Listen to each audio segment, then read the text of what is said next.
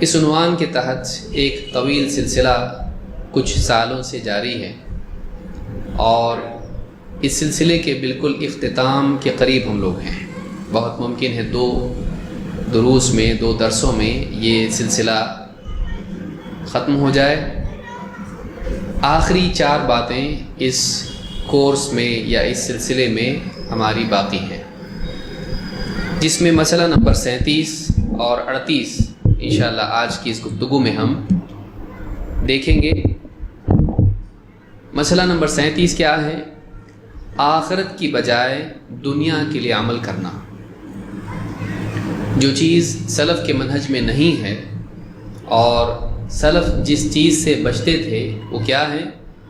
آخرت کی بجائے دنیا کے لیے عمل کرنا، آخرت کی بجائے دنیا کو اپنا مقصود بنانا، یا دین کا کام کرنا، عبادات ہوں، علم ہو، دعوت ہو، ان دینی اعمال کو دنیا کی غرض سے کرنا، دنیاوی فائدے، دنیاوی منفعت، دنیا کا مقام، یہاں کی عزت، یہاں کے عہدے، مال و متاع حاصل کرنے کے لیے یہ چیزیں کرنا۔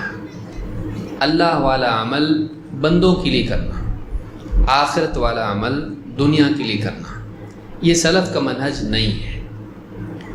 شیخ محمد ابن عمر بازمول حافظہ اللہ کہتے ہیں، لیس من منہج السلف الرکون الی الدنیا وترک العمل للآخرہ۔ دنیا کی طرف مائل ہو جانا اور آخرت کے لیے عمل نہ کرنا سلف کا منہج نہیں۔ ایک انسان دنیا ہی کو اپنا مقصود بنا لے اور ساری فکریں اس کی دنیا ہی سے جڑ جائیں اور آخرت کے تعلق سے وہ بے پرواہ لاپرواہ ہو جائے، یہ سلف کا منہج نہیں ہے۔ قرآن کریم میں اللہ تعالیٰ فرماتا ہے، فَأَمَّا مَنْ طَغَى وَآثَرَ الْحَيَاةَ الدُّنْيَا فَإِنَّ الْجَحِيمَ هِيَ الْمَأْوَى۔ سورہ النازعات میں آیت نمبر 37 سے 39 تک آپ دیکھیے، اللہ نے فرمایا تو وہ شخص جس نے سرکشی کا راستہ اپنایا، جو سرکش ہو گیا، فَأَمَّا مَنْ طَغَى، اللہ کی حدیں پار کر دی، ہدایت کے راستے کو چھوڑ کے گمراہی کے راستے کو اپنا لیا، حلال کی حدود و قیود کو چھوڑ کر حرام کے دائرے میں داخل ہو گیا، اللہ کی فرما برداری سے انحراف کرتے ہوئے نافرمانی میں چلا گیا، فَأَمَّا مَنْ طَغَى، جس نے بندگی کی حد چھوڑ کے آزاد روی اختیار کر لی، فَأَمَّا مَنْ طَغَى وَآثَرَ الْحَيَاةَ الدُّنْيَا، اور دنیا کی زندگی کو ترجیح دی، دنیا کی زندگی کو آخرت کے مقابلے میں زیادہ اہمیت دی۔ آثر کا مطلب ہوتا ہے ایک پر دوسرے کو ترجیح دینا، تو دنیا کے مقابلے میں آخرت کو زیادہ اہمیت دی۔ آثر الحیات الدنیا فإن الجحیم ہی المأوى، تو اس کا ٹھکانہ جہنم ہے، اس کا ٹھکانہ جہنم ہے۔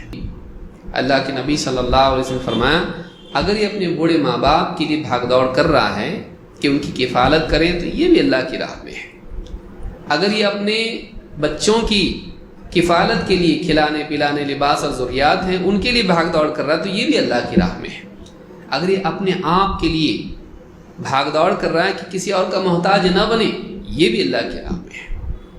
تو معلوم ہی ہوا کہ ایک انسان اپنے آپ کو دوسروں کے آگے محتاج نہ بنانے کے لیے بھی بھاگ دوڑ کرتا ہے، اپنی عفت کے لیے، اپنی استغنا کے طور پر آدمی اگر اس طرح سے دنیا میں لگتا ہے تو وہ بھی برا نہیں ہے۔ برا یہ ہے کہ ایک انسان اسی میں کھو کر اللہ کو بھول جائے، اس میں کھو کے آخرت کو بھول جائے اور اس کو پانے کے لیے آخرت کو قربان کرے، اللہ کے دین کو، اللہ کے حکم کو قربان کرے، یہ چیز بری ہے، یہ چیز بری ہے۔ آخرت کی نعمتوں میں، آخرت کے شرف، وہاں کی عزت، وہاں کی رفعت، وہاں کی بقا، اس میں اس کا کوئی حصہ نہیں ہے جو آدمی آخرت والا عمل دنیا کے لیے کرے۔ اس حدیث کو امام احمد، ابن حبان، حاکم نے اور اسی طرح سے امام البیہقی نے شعب الایمان میں روایت کیا ہے۔ سیل جامع صغیر میں 2825 پر شیخ الالبانی کہتے ہیں کہ حدیث صحیح ہے۔ اس حدیث سے بات معلوم ہوتی ہے کہ اللہ کے نبی صلی اللہ علیہ وسلم نے صاف بتا دیا کہ آخرت والا عمل جو آدمی دنیا کے لیے کرے گا، آخرت میں اس کے لیے کچھ نہیں ہے، آج آپ دیکھیے دنیا میں آدمی علم حاصل کر رہا ہے تاکہ دنیا میں شہرت ملے، دعوت کی خدمت انجام دے رہا ہے، انٹرنیٹ پر آ رہا ہے، یوٹیوب پر آ رہا ہے تاکہ وہاں پر اس کو لوگوں کی لائکس ملے، فیس بک پہ لائکس ملے، وہاں پہ شہرت ملے، سبسکرائبر زیادہ ہو جائیں اس کو کوئی تمغہ مل جائے کہ 1 ملین ہو گئے اس کے فالوورز۔ آدمی اس کے لیے کر رہا ہے، بھیک بھی مانگ رہا ہے کہ لائک کرو۔ آپ سوچیے بھیک مانگنا کہ بھائی مجھ کو لائک کرو، یہ بھیک مانگنا ہے لوگوں سے، یہ اپنے نیک عمل کو ضائع کرنا ہے۔ یعنی آپ تقریر میں فرض کر لیجئے کہ کوئی عالم جمعہ کا خطبہ دے اور کہے کہ آپ مجھ کو لائک کرو، کتنا خراب لگتا ہے۔ یہی تو بات ہے، اور فرق کیا ہے؟ یعنی براہ راست مانگنا برا ہے اور یوٹیوب پہ مانگنا اچھا ہے؟ ایک انسان کا لوگوں سے مجھے پسند کرو یہ مطالبہ کرنا نیک عمل کر کے یہ جائز نہیں، حرام ہی ہے۔ لیکن آج دعوت کا عمل آپ دیکھیں، دعوت کے علاوہ آپ خدمت خلق کا معاملہ دیکھیں، آدمی لوگوں کو کھلا رہا ہے، غربا کو، فقراء کو، لاک ڈاؤن میں ہو یا سیلاب میں ہو یا جو بھی ہو، اور آدمی پورے فوٹو اپنے ڈال کے چاہتا ہے کہ زیادہ سے زیادہ لوگوں تک یہ پہنچے، جتنے لوگوں تک کھانا نہیں پہنچا اتنے لوگوں تک کھانے کا فوٹو پہنچے۔ آگے بڑھتے ہیں، مسئلہ نمبر 38، دعوت میں نرمی کی بجائے سختی اور جبر۔ دعوت میں لوگوں کو دین کی دعوت دے رہے ہیں تو دعوت دینے میں بجائے نرمی کے ان کے ساتھ سختی کی جائے، ان کو ذلیل کیا جائے، ان کو چھوٹا دکھایا جائے، سدھرو ان کو کہا جائے، بجائے اس کے کہ ایک انسان نرم انداز میں ترغیب کے طور پر اور حق کو واضح کر کے ان کو ہدایت کی طرف بلائے۔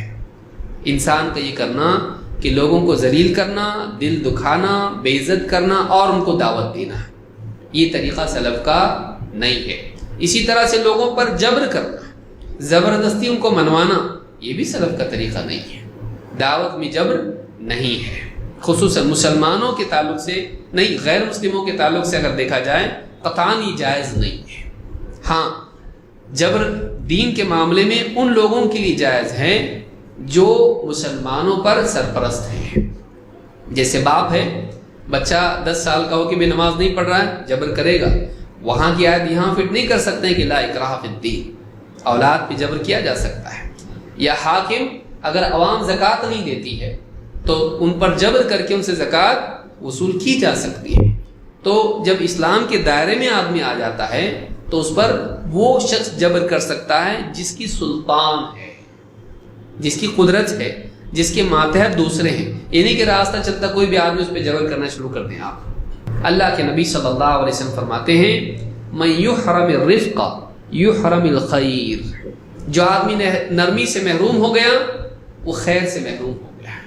جو آدمی نرمی سے محروم رہ جائے وہ خیر سے محروم ہو جاتا ہے۔ اس حدیث کو امام مسلم نے کتاب البر والصلہ والآداب میں روایت کیا ہے، حدیث نمبر 2592 پر۔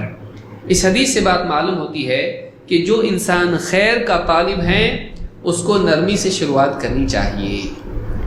نرمی شروعات میں اگر ہو اختتام خیر پر ہوتا ہے، چاہے وہ دعوت کا معاملہ ہو، چاہے آپسی تعلقات ہوں، چاہے گھر کا ماحول ہو، چاہے وہ تجارت ہو۔ آپ دیکھیں سخت تاجر کے پاس جاتے لوگ، کوئی آدمی گیا فلاں چیز آپ کے پاس ہے، ڈانٹ کے کہے کیا چاہیے، کوئی آدمی جاتا ہے کیسے وہ نرمی سے بات کرتا ہے، بنیے سے لے کے کپڑے والا سے لے کے آپ کوئی بھی دیکھ لیجئے۔ آج تجارت کا بنیادی اصول ہے نرمی سے بات کرنا، ہمارے دین میں ہم کو سکھا دیا گیا ہے۔ نہ صرف دنیاوی تجارت بلکہ آخرت کی تجارت، دعوت، لوگوں کی ہدایت، لوگوں کو خیر کی طرف لانا، اس کے لیے بھی کون سا راستہ ہے؟ نرمی والا۔ نرمی سے بات کرنا لوگوں سے، کیا جاتا اس میں؟ کوئی نقصان ہے؟ کوئی خرچ ہے اس کے اندر؟ کچھ بھی نہیں۔ اور آدمی بعض اوقات سوچتا ہے میں نرمی سے بات کروں گا تو میں چھوٹا بن جاؤں گا یا لوگ مجھ پر مسلط ہو جائیں گے، بے وقوف ہے یہ۔ اسی طرح سے ابن مسعود رضی اللہ تعالیٰ کی حدیث سے فرماتے ہیں کہ اللہ کے نبی صلی اللہ علیہ وسلم نے ارشاد فرمایا الا اخبرکم بمن تحرم علیہ النار، آپ نے کہا میں بتاؤں تم کو کہ جہنم کی آگ پر کون شخص حرام ہے؟ کون ہے جو جہنم کی آگ میں نہیں جائے گا، جہنم کی آگ اس کو نہیں چھوئے گی؟ ایسا کون سا ہے بتاؤں شخص؟ قالوا بلا یا رسول اللہ، صحابہ نے کہا ہاں بالکل اللہ کے رسول، ضرور بتائیے۔ قال علی کل ہین لین قریب سہل، چار باتیں آپ نے بتائی۔ علی کل ہین، ہین جو اپنے آپ کو چھوٹا سمجھتا ہو، ہین تواضع والا انسان، لین نرم مزاج انسان، قریب جو لوگوں سے قریب ہوتا ہے، گھمنڈ کی بنا پر لوگوں سے کٹ کے الگ نہیں ہوتا، مل جل کے رہتا ہے، سہل اس کا تعلق لوگوں سے بالکل ہلکا بھلکا آسان ہے، اس تک پہنچنا، اس سے ملنا، اس سے بات کرنا ڈیفیکلٹ نہیں ہے، اس انسان سے معاملہ کرنا مشکل نہیں ہے، بہت مشکل ہے بابا، اس سے بات کرنا بھی مشکل، اس کے ساتھ اٹھنا بیٹھنا مشکل، یہ مشکل، ایسا نہیں ہے، سہل ہے، خوش مزاج ہے، سہل اس کے لیے بھی آتا ہے، خوش مزاجی کے لیے، اور اس سے جو بھی معاملہ کرو آسان ہے، ایزی آدمی ہے۔ تو کیسا آدمی؟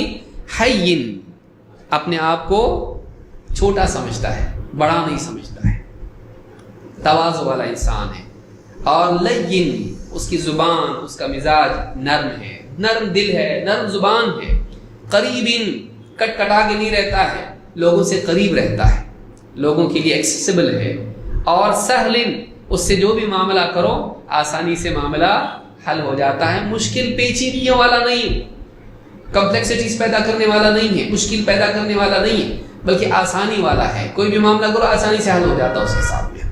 ایسا انسان اگر کوئی ہے کہ ایسے انسان یہ انسان جہنم پر حرام ہے، نہیں جائے گا جہنم میں۔ اللہ کرے یہ صفات ہمارے اندر بھی پیدا ہو، لوگوں سے ہلکا بھلکا رہ کے، چھوٹا بن کے، نرمی سے، پیار محبت سے، آسانی سے معاملہ کرنا، یہ بہت ضروری ہے۔ یہ حدیث امام احمد، ترمذی، ابن حبان اور طبرانی نے روایت کی ہے، الفاظ ابن حبان کے ہیں، اور الصحیحہ میں حدیث نمبر 938 پر شیخ الالبانی کہتے ہیں کہ حدیث صحیح ہے۔ تو ہمارا طریقہ نفرت والا نہیں ہونا چاہیے، بلکہ ہمارا طریقہ رحمت والا ہونا چاہیے۔ کفر سے رحمت، یعنی کفر سے نفرت ہونا چاہیے، کفر میں مبتلا شخص سے نفرت ہونا چاہیے، لیکن اس کے لیے رحمت بھی ہونا چاہیے۔ دیکھیے نفرت ہوتی ہے محبت کے بالمقابل، لیکن چاہے کسی سے نفرت ہو اس کے لیے رحمت کے جذبات ہمارے اندر ہونے چاہیے۔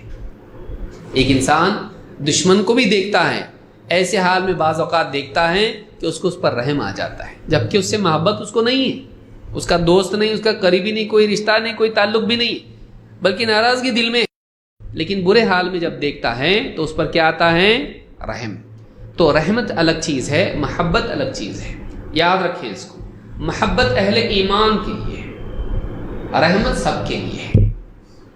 سمجھ میں آئی بات؟ محبت اہل ایمان کے لیے ہے، اس کا یہ مطلب نہیں کہ ہم سارے مشرکین کے ساتھ دشمنی کرنے لگ جائیں اس اعتبار سے کہ ان کو تکلیف دیں، نہیں، ان کے ساتھ ہمارا جو تعلق ہے وہ رحمت والا ہونا چاہیے۔ حدیث میں کیا ہے؟ ارحم من فی الارض یرحمک من فی السماء، تو زمین والوں پر رحم کر، آسمان والا تجھ پر رحم کرے گا۔ تو ساری خلق پر رحمت کا معاملہ ہمارا ہونا چاہیے، چاہے مسلمان ہو، چاہے غیر مسلم ہو، چاہے انسان ہو، چاہے جانور ہو۔ ہم کو چاہیے کہ لوگوں کو ہم کیا کریں؟ مایوس نہیں کریں، امید دلائیں، کیا اس کے لیے تو اچھا انسان بن سکتا ہے، تھوڑی سی کوشش کر لے، بس تیرے اندر خیر ہے، بس تو سمجھ نہیں پا رہا ہے، تھوڑی سی محنت کر لے تو صحیح ہو جائے گا۔ ہم امید دلانے والے بنے، مایوس نہیں، بہت دور نکل گیا رہے تو اب مشکل ہے، نہیں کرے ایسا، نہیں کرے، ہم لوگوں کو امید دلائیں۔ داعی کا کمال یہ ہے، ایک خطیب کا کمال یہ ہے کہ حضرت علی رضی اللہ عنہ کا قول ہے، اچھا خطیب وہ ہے جو لوگوں کو اللہ کی رحمت سے مایوس بھی نہیں کرے اور لوگوں کو اللہ کے عذاب سے بے فکر بھی نہیں کرے، اللہ کے مکر سے مأمون نہ کرے اور اللہ کی رحمت سے مایوس نہ کرے۔ اتنا بھی یہ نہ کر دے کہ لوگ گناہ کرنے لگ جائیں جو اللہ غفور رحیم ہے، ایسا بھی نہ ہو، اور ایسا بھی نہیں ہو کہ اب کچھ نہیں ہو سکتا، اب زندگی ختم ہو گئی، اب کیا فائدہ سدھر کے۔ تو اللہ سے مایوس بھی نہیں کرنا اور اللہ سے بے فکر بھی نہیں کرنا، لیکن اللہ تعالیٰ نے خود کیا فرمایا؟